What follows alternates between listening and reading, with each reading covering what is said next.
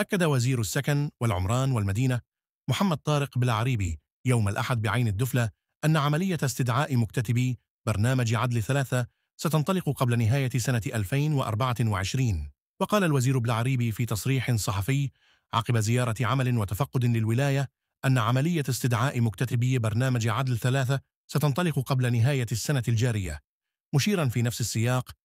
أن الانطلاق في الشطر الأول لهذا البرنامج السكني سيكون قبل نهاية السنة الجارية أو بداية السنة المقبلة. وأفاد الوزير أن الانطلاق في برنامج عدل ثلاث سيكون عند الانتهاء من برنامج عدل اثنان الذي سيبقى منه إلى غاية نهاية السنة الجارية حوالي 3000 وحدة سكنية التي ستسلم في الأشهر الأولى من سنة 2025.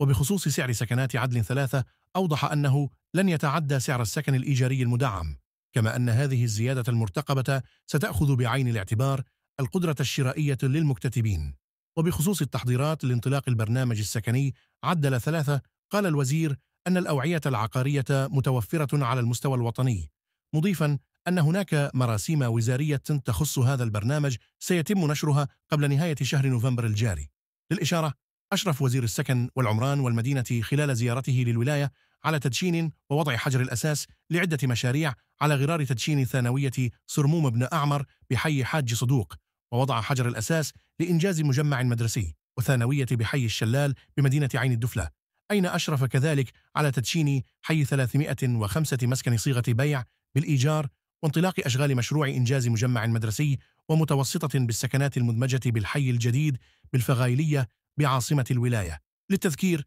كان السيد بالعريبي قد أعطى لدى وصوله إلى ولاية عين الدفلة إشارة انطلاق عملية توزيع أزيد من 100,000 وحدة سكنية بمختلف الصيغ عبر كامل التراب الوطني بالمسرح الجهوي طيب الشريف محمد، في إطار إحياء الذكرى 70 لاندلاع الثورة التحريرية المجيدة.